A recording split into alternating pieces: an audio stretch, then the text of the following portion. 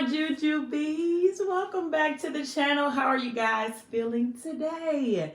It has been an extremely long time since I posted a video, so please just love me anyhow. I have been MIA. I was here, but I was not here. You know what I mean? So we gonna still do Butterfly 4 because I need to finish Butterfly 4. You see what I mean? So we gonna go ahead and we gonna just, let me try to give me a thumbnail real fast. Nope. Nope.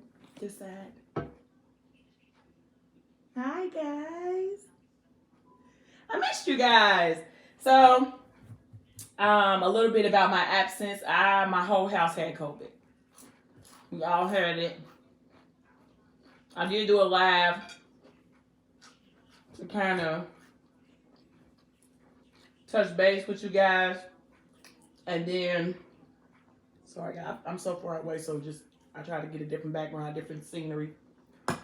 But we're all okay and well now. Now we're trying to fight this little flu bug that's going around here. But how have you guys been? I just got chicken and fries today, something simple.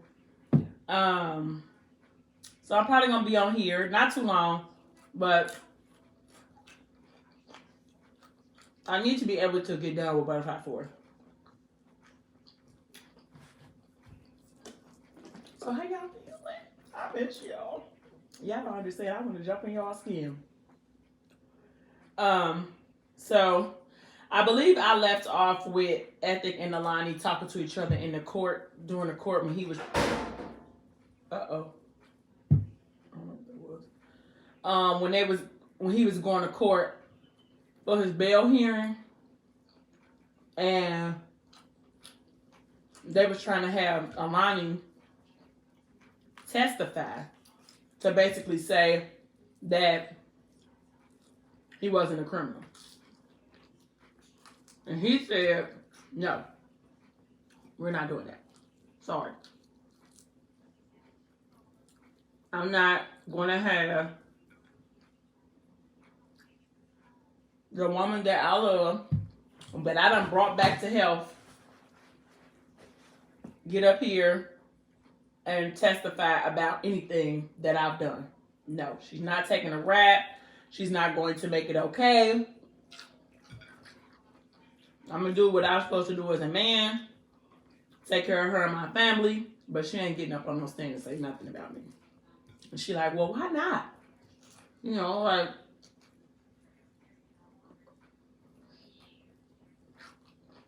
she's like, Ezra, you're not a murderer. When he trying to tell her, he's like, but I am. You know? Like, the man that they see me as, you don't know that man. But that's me, baby. That's me. So,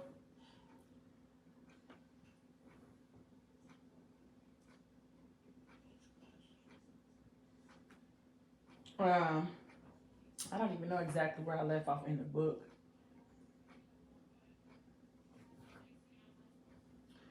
But I know that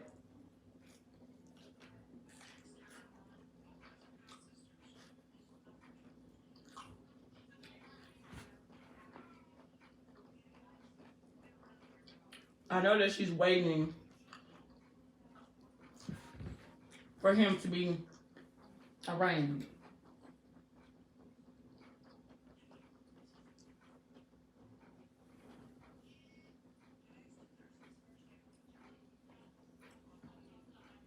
So,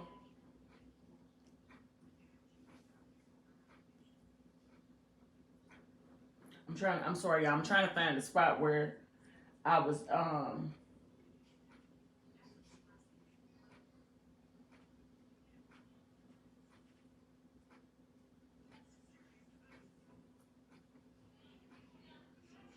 okay, so,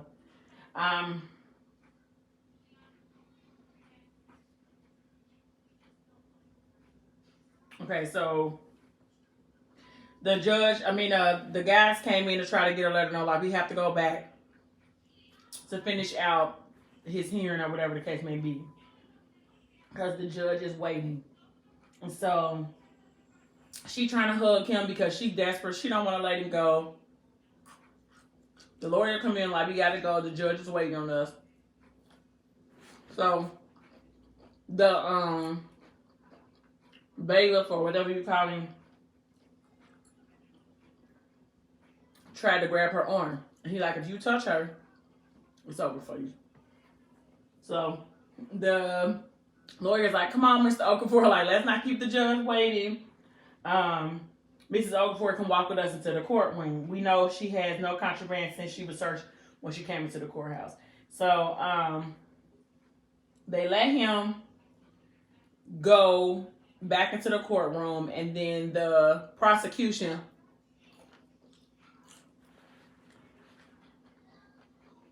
the defense attorney was basically like, he's an upstanding citizen.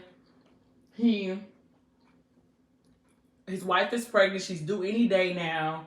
And he's a good father, a family man. His entire family is here to support him today. He's not the man that the prosecution is trying to make him out to be, basically.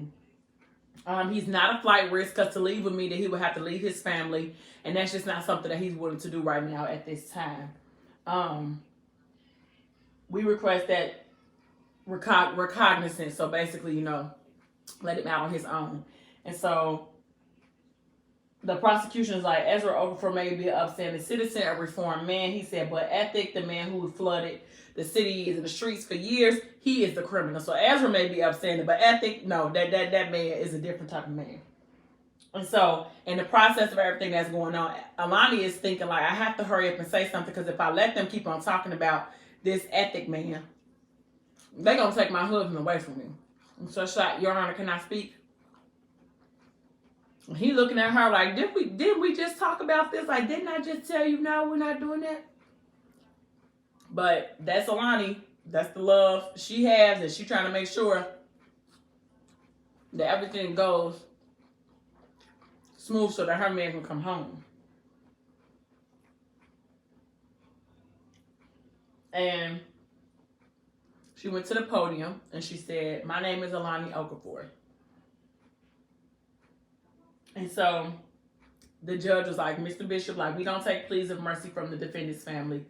And she said, I'm the victim's mother. So now this is Alani's grandstanding of letting everybody know that she knows that her husband was the one who committed the crime against her and her daughter, and that she still chose to love him anyway. So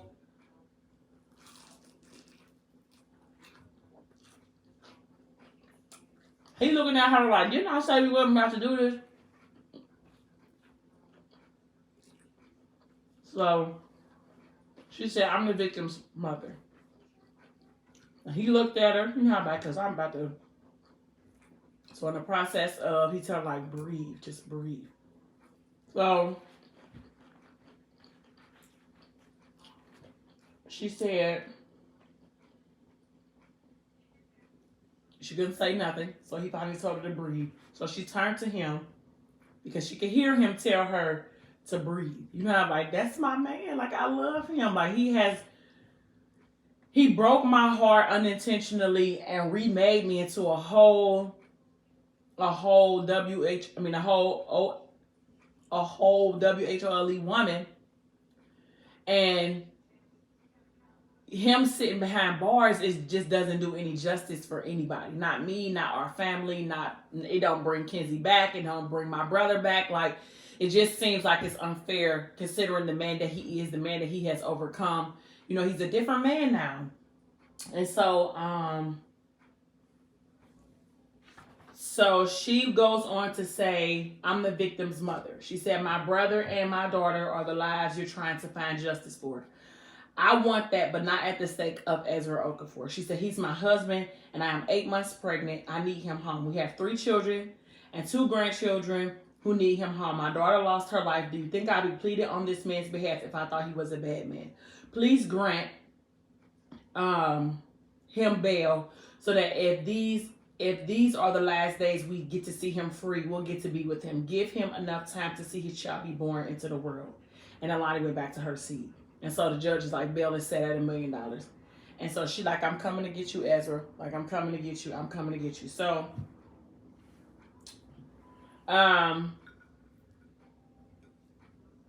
so now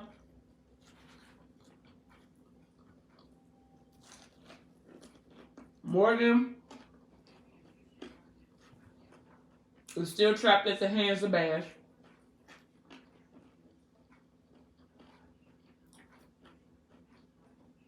And so that's a whole nother ordeal. Because I couldn't imagine me and Morgan having to sit through this whole process knowing that I'm the reason why we are even here. If I hadn't been pillow talking or calling him my emotions about aligning, none of this would even be a thing. But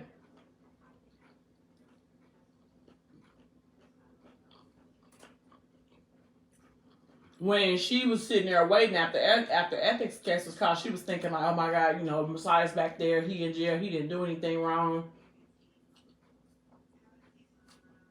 And what am I going to do to try to help him too? So she waited for his case to be called, but they never called it. Because remember, they never booked Messiah. They tried to have Messiah be like the neighborhood snitch, which we all know he wasn't going to do anyway. So she was like, I got to get a bank account and then come back to process his bail. Or go to the bank or whatever and come back and process ethics bail. And so Bella was like, well, what about what about Henny? And she like, we'll wait. Because she like, we just can't leave him here. Because he going to feel like he don't have nobody. Which he don't. Just little old Bella believing in love at such a young, tender age. Bless her heart. So, she asked me, like, can you stay there with her? We'll post his bond. I got to make it to the bank. I can't be in two places at once. And so she was like, Bash, can you just take the twins home and then let Morgan stay here with Bella? And Morgan like, no, they can stay here with me. Like, they can stay here with me. Because she didn't want her kids out of her sight considering all of the drama and the dramatics that's been going on with him. And so Bash was like, that doesn't make sense. I'll take them to my family home. You handle your business and we'll be there when you're done, Bash. So he kissed the top of Morgan's head. And that was it. And so she said, can I talk to you for a second before you leave? So she told him, like, they can stay with me because after last night, I just don't trust you. You know, I just don't trust you. Like, I'm injured for real. You got my whole family in disarray right now. No, I don't want my kids to go with you. No. I don't. And I'm with her. Like, Go ahead on. So, she said, please just leave them here. I swear I'm not going to say anything. You don't have to use them as leverage. You don't have the power to take them. I heard you loud and clear. I don't plan to give you a reason to. Just let me keep my babies near me right now. He said, Mo, you got to stop pointing me out to be the monster. I've been here for them since the day they was born. You got to know that they safe with me. But are they? Because, boy, you was about to kill their mama. Like, I don't know how safe they are with you. So,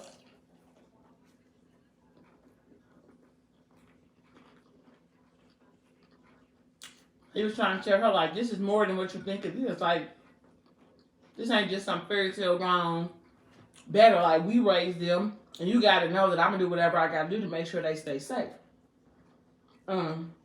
He said, my family and I have been putting these babies first since they enter our lives. Let me show you something, Bash. Said, so he pulled out her phone. He pulled out his phone and showed her a text message that said grant him bail. Which means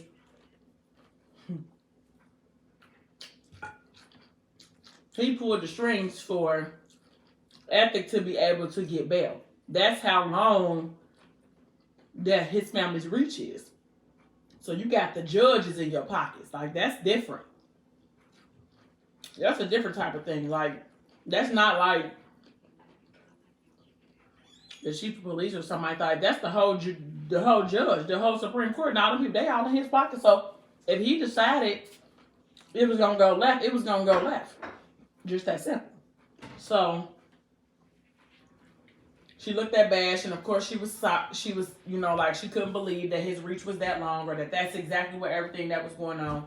And she was like, you know, I'm in deeper than I thought I was. Like, I really thought that I was gonna be able to find a way to get me and my people out of this, but I don't know if I can, because his reach is so much longer than I think she even knew. You know what I'm saying? Hell, even we knew as readers. We all thought that Bash was just a spoiled boy from England. But truth be told, him and his family got long reach, okay? So,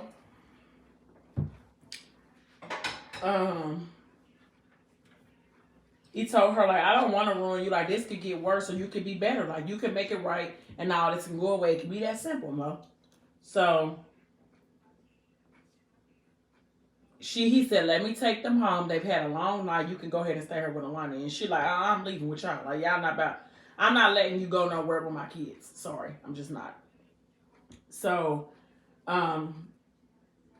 she told him, I have to go, Alani. Like, my kids is restless. Y'all clingy to me more than usual. I should get them home. I'm sorry. And so Alani like, okay, like, okay, I'll call you as soon as Ethic is released. And she said, Amasai, she said, call me as soon as you know something about him. And so Alani said, like, of course. And so now she asked her, like, are we good? You know what I mean? Like, because Alani's biggest thing was telling her, like, as this thing hits the fan, like, we can't be enemies. You know what I'm saying? Like, it's enough on Ethic's plate trying to figure out how to get out of all of this. We can't be going at it, too, because this is bringing up all type of things that we haven't revisited in a year, or at least 2 years. So she like, are we good? And she like, yeah. She said, we're going to get through this. We're going to get them all out of here. We just need to stick together. Like, I don't want us to go back to something, to being somebody that you hate. She said, I don't want to be someone you hate either. Promise me you'll never go back to hating me. And she said, never, Mo. Like, never motherfucking ever. Like, never will I. So she went on ahead and left. So she stayed in there and waited for, Bella stayed and waited for Henny's case to be called. And, because she knew that he didn't have anybody else there. So I think Zora, which is Ethic's sister, she waited with Bella.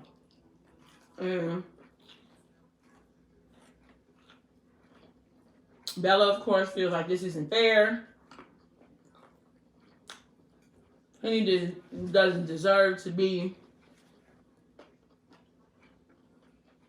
in jail or mixed up at whatever we got going on. And for real, Henny was just really at the wrong place at the right time. For real, that's all it was. Like, I'm not saying, I guess not wrong place, right time, but the wrong place, wrong time, because he wasn't a part of the shenanigans. You know what I'm saying? He really was an innocent bystander in this all. So that's why I felt so bad for Henny, because he was trying to say goodnight to his girl. You know, like, that's all I was trying to do. Like, I wasn't trying to be out here caught up and doing none of this stuff y'all think I was trying to do. Like, I literally was here to try to say goodnight to Bella before I went home. That's it. That's all. So, she waited and she told Zora, like, this is all unfair. Like, he didn't even really do anything, which he really did. You know, like, he really did. So he had a public defender, and when he went before the judge, They told him that it would originally be like, I think 3 years. You know, like 3 years, I can do 3 years. Like, that's not a big deal. But he wound up going before the judge, and they wound up giving him 7 years in prison. So Bella was completely devastated. She was devastated. Henny was devastated. Because nobody expected that time. You know what I'm saying?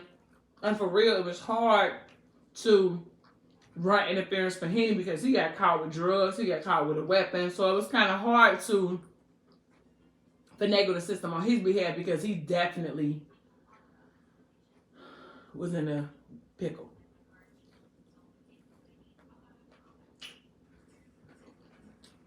So, of course, 7 years is an eternity of time for two kids who feel like they are madly in love at such a young age. Like, for them, that's the end of the world. Like, 7 years, like, what do you mean? In 7 years,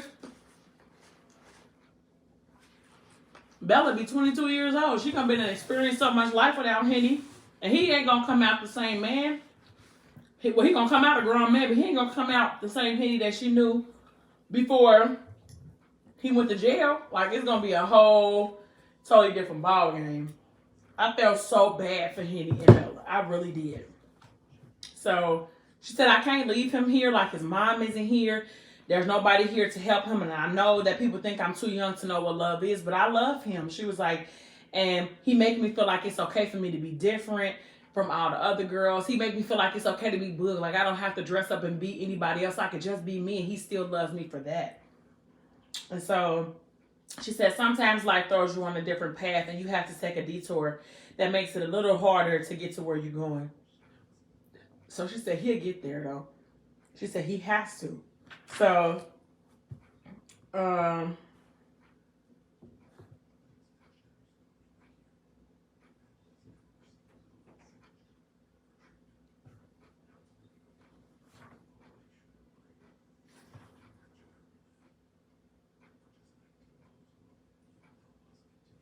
okay, so I jumped the gun, but in this initial interaction with her, and it's when he got a bail here. His bail was set for $50,000, but eventually, Henny did wind up getting 7 years in jail. I don't know why I went too fast, but in this instance right here, he did get a bail for $50,000, and she was like, so that means that he can get out, right? That's what that means, Mr. Bishop. And he like,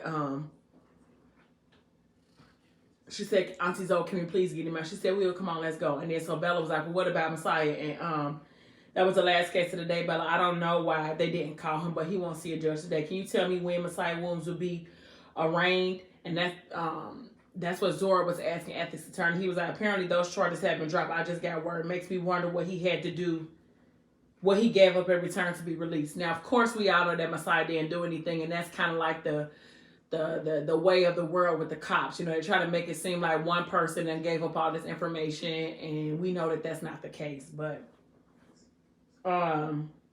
so when after they done took Messiah and beat him up as bad as they could, tossed him around the back of the van, when he got there, Livy was out there basically to pick him up because he didn't have to post no bail because they never pressed no charges against him.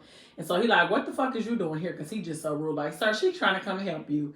And she said, I'm just doing Meek a favor. He was like, I don't need no favor, shorty. She said, yeah, well, how about a rise? He said you'll be difficult, but that you would know what needed to happen next or where to go. And so Livy was looking him over. She was like, dang, they really fucked you up in there. And he like, yeah. She like, come on. And so he basically, you know, was like, Meek is smart. He sent the girl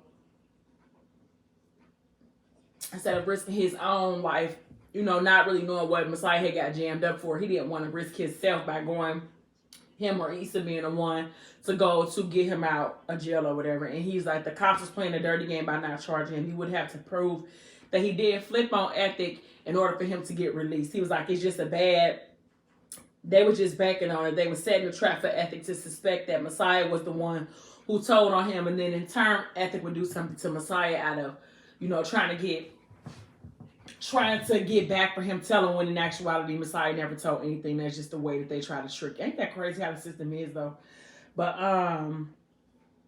he said he felt a lot of pressure on her shoulders and he was very indecisive. Like he didn't know if he should stay considering he had just got back or if he should just try to just go ahead and leave because there was no way for him to, he didn't want to go through the back and forth for trying to prove that he wasn't a snake no more, okay? So, they wind up going to a place that they had staked out like years ago. If something was to happen and they was able to get bail, this is where they would go. This is the hotel room they would stay at. Like they had it already mapped out for a situation just like this. And so when he got there, he told Livy like, good looking, like you don't know shit. The last time you saw me was last night. You left the crib after a long night. The police come asking questions. You tell them everything you did until I got the call. Everything before that point is true. You won't forget it. He said you can recall that the same way again, no matter how many times they ask. She said, now what if they ask you what happened after that? You won't know because the cameras in my building caught you leaving in the middle of the night. You don't know shit else. And you ain't heard from me since you left. Understand? She's like, where are you going? And he like, no questions. No questions. Just be careful. And she like, no, he said no questions. And she said, be careful. Okay. He said, yeah. So she said, don't concern yourself with the bullshit, Liv. I'm going to get with you soon, beautiful. So he tapped her for the card and he went on ahead and sent her on. And so it's kind of like him and Messiah was just kind of like standing there looking at each other, basically. Like they haven't really had the opportunity to have a conversation with each other ever since everything kind of blew up. And so this is kind of like the first time that they've really been in each other's space, but it seems like the situation is so tense because you just now getting out of jail. I might have to go on a run. So it's kind of like we don't come from good standing. Like basically we had a fight because I was with your girl. It's just a real awkward elephant in the room type of situation. So Amik asked him like, you good? And so Messiah said, the less you talk, the more they fuck you up. He said, I'm gonna be all right though. Like I've been through worse. So Meek just kind of like, nah, I'm like, all right. And so he told me, like, well, the money's in the trunk. Miami been called. CJ say we can post up there. They got the condos and dummy names, cars with plates. And a whole new setup waiting on us until these motherfuckers get the targets out far back. They handling some business in Houston, but everything's ready in Miami. They're rolling out the red carpet. Issa's already on the road. He said, I'm going to go a different way, though. Miami ain't feeling like the move for me, but everything is set up. Ain't no risk down there for you and Issa. So it says, like, Messiah knew Meek well enough to know that he no longer trusted him. You know what I'm saying? Like, we've been through whatever we've been through, and now you still my man $100,000. The bond is not the same, but the loyalty is. Like, I'm always going to be the man I said I was going to be, regardless of how our situation ended or how it's mapping out to be, I'm always going to be the man I said I was going to be. So I'm always going to take care of my people like I said I would. That's from a Mickey standpoint. And so, not after the hit that Messiah had caught on his life or a Mo, like time had truly changed the dynamic between them. And I know I've said this before, but I am more heartbroken about the dynamics of their friendship than I am about any other friendship in the book. Like I just feel, or relationship in the book. I feel like the brotherhood that they had was something that was so strong and it stood on like so many things. And for them to have to just be done and rid of it because of the situation with Morgan, I just do not like it. I just don't. So he said, I can't leave town again. He said, I just found out about them. Last time I broke out, I lost everything. My kids here, another man raising them. What's mine? I can't leave. And so Mika like, I hear that. And so he told him, like, cops trying to throw dirt on my name. They want to think I snitched. And he said, I don't know that man too good, but what I do know is that he know you ain't talking Dewey. Like, I ain't got the best track record of loyalty with homie. And he said, you wouldn't be alive if he thought otherwise. He left you with your life because he loves you. The nigga put a hole in me for less. And so he said, Pop gonna put me back on the hook. Oh, Popo. I'm talking about Pop. He said, Popo gonna put me back on the hook. They know about Lucas, the little girl, the guy I stomped out in the club. They got every bone, man. If they can't get ethic, they sure gonna bury me. And so Amik said, so move smart. And so Messiah asked him, this the end of an era, ain't it? Um, and so Meek said, "Nah, I think it ended a long time ago when you left the first time. You just missed the goodbyes." Um, and so Amik said to Messiah, "I'm not about to get emotional." He said, "Keep your head above the dirt," and the Messiah said, "And your body free." It's something that they had been uttering to each other since they was younger, like get money, stay breathing, and ride free. Messiah felt a heaviness in his chest that he couldn't contain as Meek climbed in the car and drove away. That for me was real, like, sad, because I feel like I know that a lot has transpired with them, and I blame Messiah for a lot of it, and I know that he's at fault for the mistrust, of course, with them when it comes to, how he conducted himself when he got home. But I really used to hope that they could rebuild that brotherhood, because they were so tight, and so I think I'm gonna stop right there, because, well, you go back to the house, and Easy was basically asking, so, like, what's taking them so long for my daddy to get here? Like, he been released since earlier, what's taking so long? And everybody like, it take a little time, big man, that's all. Daddy'll be home. He gonna be starved when he get here. So they didn't want to let anybody eat until he got here. And so Alani was like, can you call Morgan again? And so Nanny was like, Morgan is gonna turn up when she turn up. Like, just everybody just relax. Excuse me. Nanny told her, like, you need to sit down and stop worrying. Excuse me. Don't make me call your wife, because you need to sit down and relax. Well, of course she's stressed out. Her husband has been gone for some days now. She wanted him to come back. Everybody's life is just kind of in an uproar, because nobody really knows exactly what's going to happen after everything. Like, yeah, they got bail, but are they going to go back to jail? Are they going to have to stay? It's just a whole fiasco. And so, everybody was trying to get something to eat, and Lonnie was like, no, we're not eating nothing until my man get here. And until Nanny was like, let the kids eat. Like, let them eat, and if you want to wait for him, that's fine, you can wait for him. And so she was telling Nanny, like, I feel helpless, like, they're asking questions I can't answer. Even when he gets home tonight, how long is he going to stay home? Like, this is just bail, it's temporary. Like, it was just a whole bunch of stuff going on. She said, I know you want me to give you answers, but I don't have none. Like, we kind of knew that this was a possibility when you decided to love him anyway. And so in this process of loving him, we just got to deal with whatever comes. Like, you're going to be fine. The kids is going to be fine. Everything is going to be okay.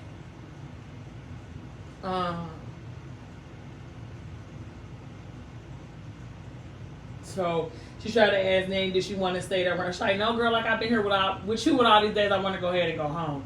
And so since he was taking so long to get back, Alani was like, something must have went wrong. Like, something must have went wrong as to why he was taking so long to come back.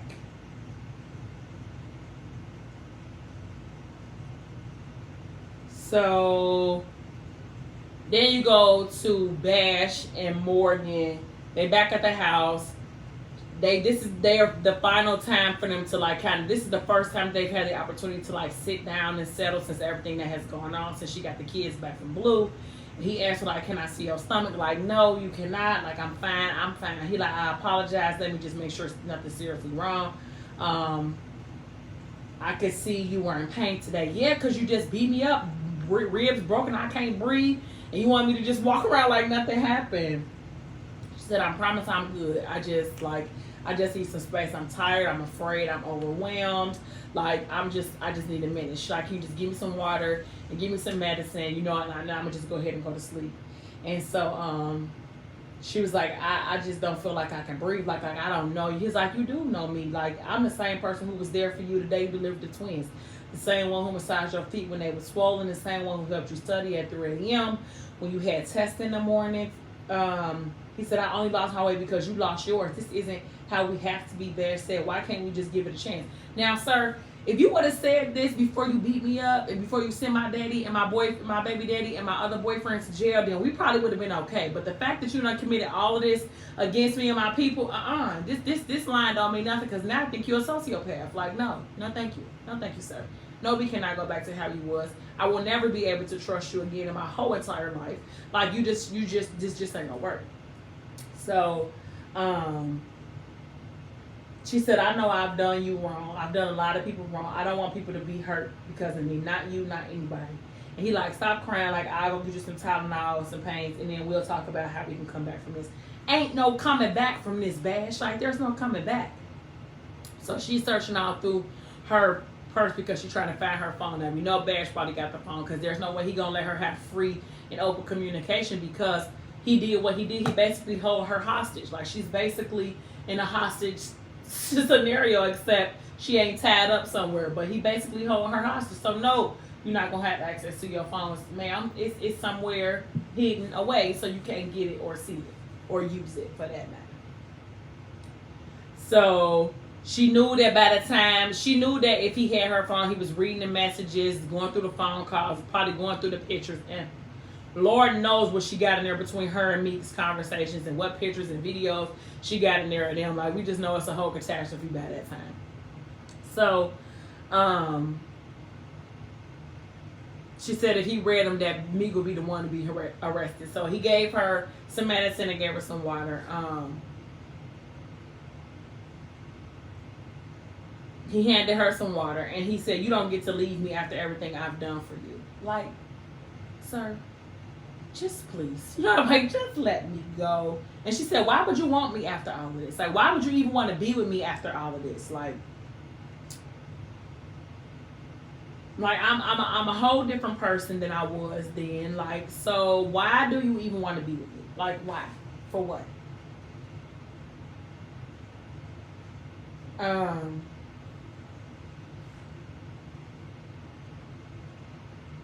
He said, it's been 2 years. You think I don't want you? You think I think about you all the time, Mo? And she like, Bash, stop. Like, you know, like, And so he reached to try to hold her or whatever the case may be and grab her, and she like, stop. And so she noticed that all of a sudden she was like groggy. So basically he done slipped little homie a Mickey, okay? And not a Mickey, I don't know what kind of drug, but he slipped it to her. So basically he took advantage of Morgan, which I hated this scene, so I'm not really going to go divulge into it too much. But he basically took her against her will. This would be the third time for Morgan.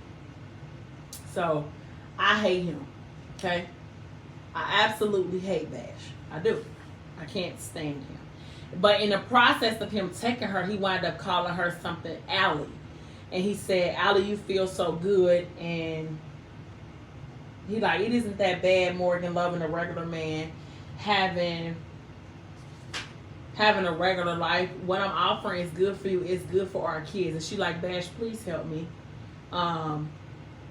He said, you're emotional right now. You need to sleep. You'll feel fine in the morning. You both have done some things you aren't proud of tonight. You said some things you don't mean because surely you don't want Ethics to sit in prison and cell for the rest of his life. And I know that's what's going on. That's what's going to happen if you leave me. We will get back on track, Morgan. You see Meek or Messiah again, and I'll make sure they share a cell right beside Ethics. I give you my word.